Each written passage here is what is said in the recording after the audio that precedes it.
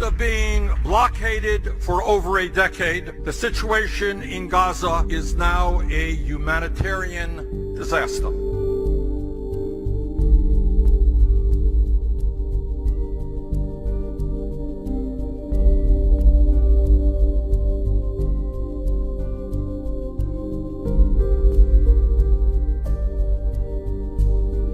There is an increasing gap in the story that Israel tells itself about what it's doing vis-a-vis Palestinians and the story that the rest of the world tells, and Gaza is that gap. A 2012 UN report predicted that if current trends continued, Gaza would become unlivable. A follow-up report last year said that day might have already come. According to the Israeli human rights group B'Tselem, the coastal aquifer, which Gaza relies on as its primary water source, has been polluted by overpumping and wastewater contamination. As a result, 96% of the water pumped from the aquifer and supplied for domestic use in Gaza is unsafe to drink. According to Oxfam, this water pollution is among the factors causing a dramatic increase in kidney problems among Gaza's residents. Gaza was cut off of the world. The social, economic, political problems are increasing dramatically. There are 2 million Palestinians live in a very small, tiny place, 362 kilometers square, around 200 miles. We receive 4 hours electricity every day for the past couple of years. They believe that the world has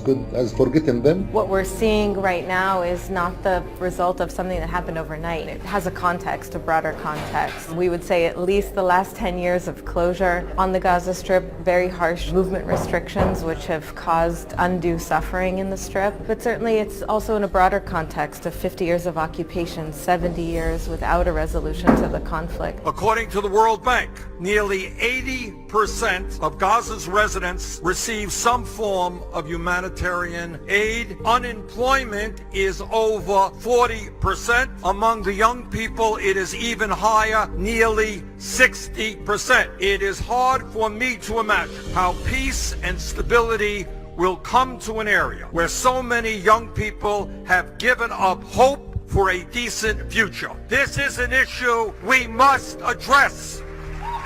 As long as Israeli government will not suggest a true alternative or solution that will remove the siege over Gaza, we will only see this kind of escalations over and over again. People in Israel think that in order to maintain their security and their safety, they have to maintain the occupation, and that is the first misunderstanding that there is about this. The safety and the security of the people of Israel will only be achieved fully by ending the occupation and reaching a peace treaty. I don't know about the rest of the world. I'm kind of sick of having to go into war every couple of years. The Gaza Strip has been controlled by Israel from '67, and even though we dismantled settlements, we still control the borders, registry of population, goods that come in and out. Earlier this year, Israeli security officials warned that the humanitarian crisis in Gaza increases the chance of incidents at the border fence turning deadly. Israeli security officials also believe conditions in Gaza could worsen to the point of a total collapse of order in that territory, leading to all-out confrontation between and among various factions within Gaza and with Israel. That is what happens when people are desperate and have no options. I mean, everybody talk about in Gaza about another confrontation might happen soon. I mean, this is a nightmare. Still 7,000 houses destroyed in 2014 have not been built. Still 7,000 families are homeless. The poverty in Gaza is 6 times the poverty in West Bank. As all of us know, over the past weeks, there have been a series of large demonstrations by the Palestinian people in Gaza. Young people in Gaza are saying to the world, look at us, see us, we're part of the equation, we need to be part of the solution. And it's a shame that it's only in times of violence and uprising that people remember that the Gaza Strip exists. We have this reality of deterioration that has been going on, and the only thing that actually reminds us that Gaza is there is violence. Tens of thousands of people have demonstrated near the fence dividing Gaza from Israel to protest against the blockade, against the occupation, and for the right to return to their former homes inside Israel. 10 years of a siege, 50 plus years of occupation, and as long as we have that system in place, then things will get worse, and that's why we're demanding a change in policy and to stop looking at Palestinians, but especially at Gazans, as lesser than us. As an Israeli and as someone who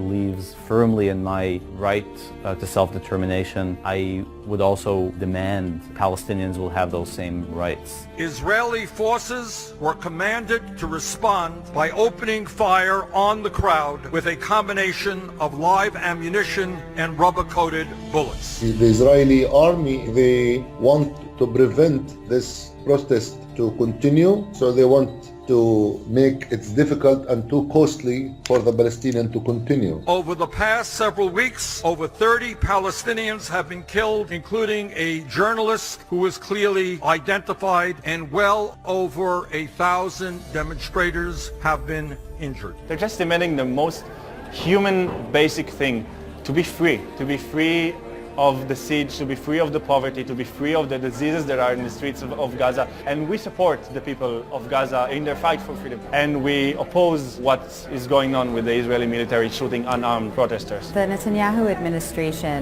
like the Trump administration, they think that you can solve a tough problem by pushing it under the rug. They think that people will stop talking about the occupation if they pass legislation, if they ban cameras. But the truth is that problems aren't solved by being pushed under the rug. And Israel has a serious policy problem with a 50-year occupation. That is not going away. Pretending that the problem is not there doesn't help to solve the problem. The situation is getting from bad to worse. In my view, the United States must play a more aggressive and even-handed role in ending the Gaza blockade and helping Palestinians and Israelis build a future that works for all. And if the White House is unable to do that, Congress must take the lead.